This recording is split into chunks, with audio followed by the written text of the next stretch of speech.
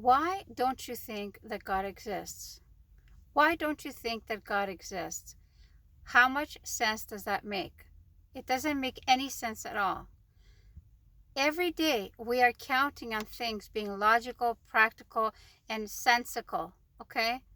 But in this situation where your existence has value, where your afterlife is important, you don't want to put any more thought into it. If you want to have a PhD, you go and you study for it.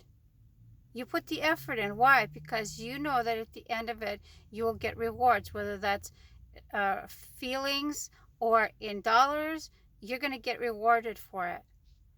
But why don't you think that it makes sense that somebody created you and you have to follow the rules, and that your destination will depend on what your behavior is now, what you do now? Hear me out. I didn't come up with this by myself. I'm using somebody else's metaphors, okay? If you were to go and buy an electronic device, let's say it's a phone. A phone has all these apps, has all these applications. A phone has all these applications. It can do so many things. You can fill a room with all the technology that the phone has replaced.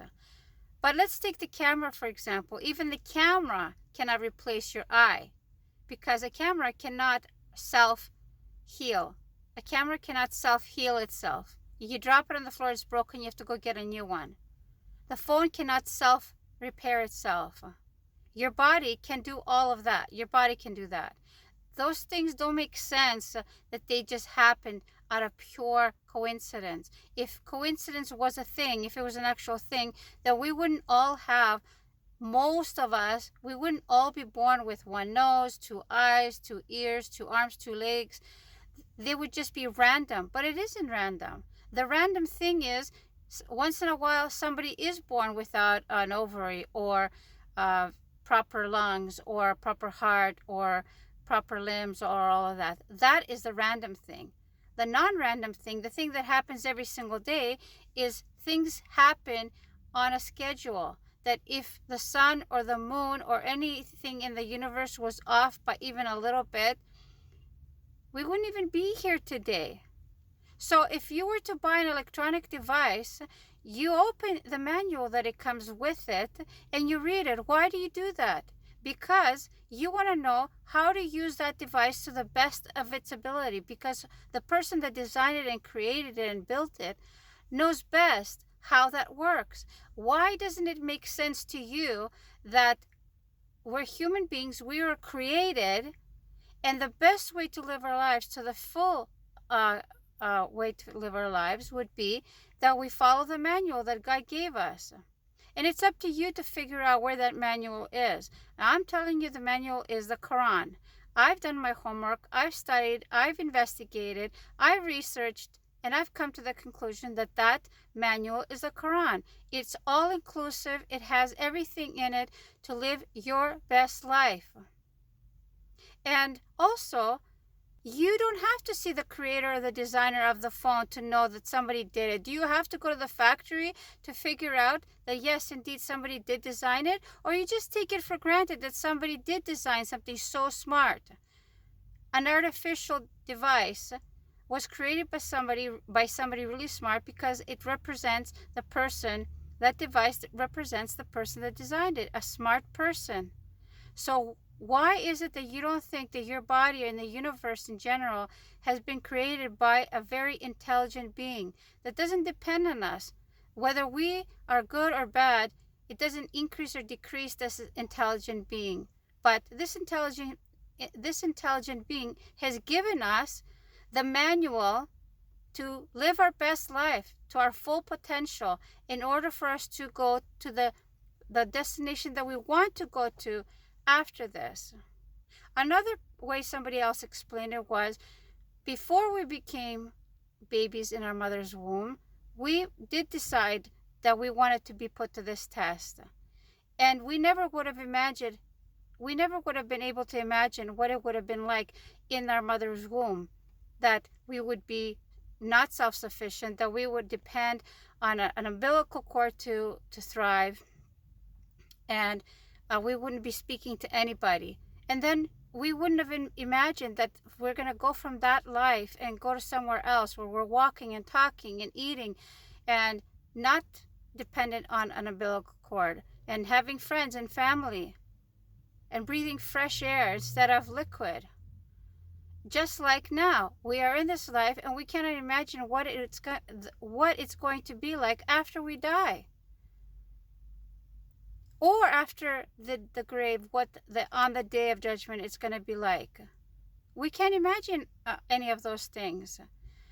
But why do you have to imagine those things? Why isn't it sufficient enough for you to get your book of instructions for you to live your best life, and go on to the next level in the best way possible?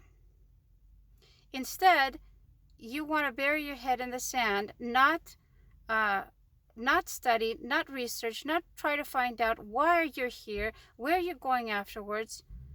That also doesn't make any sense.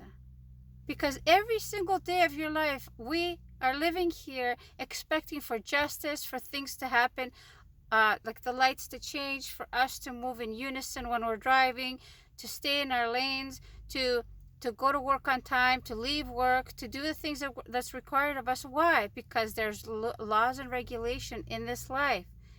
Rules, laws, and regulation in this life. But you don't think that that exists at a higher level? And also, if you're of the mind that, oh, well, I'm a good person, I don't have to believe in God, why should I why shouldn't I go to a good place after I die? Well, why should you be rewarded?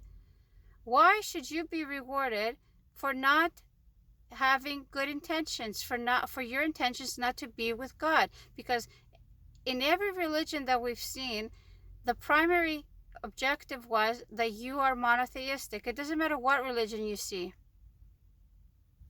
Monotheism has always been from the very beginning.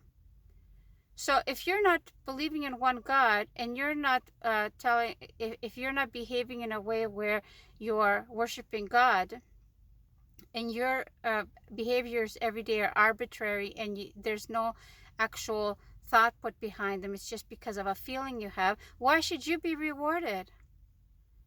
Why should the rest of us who are actually following the rules, doing our things for the sake of God, be rewarded, and you be rewarded as well? Why? Because I believe in God. If you believe in justice, which you do, because this is what we do and expect every day in our lives,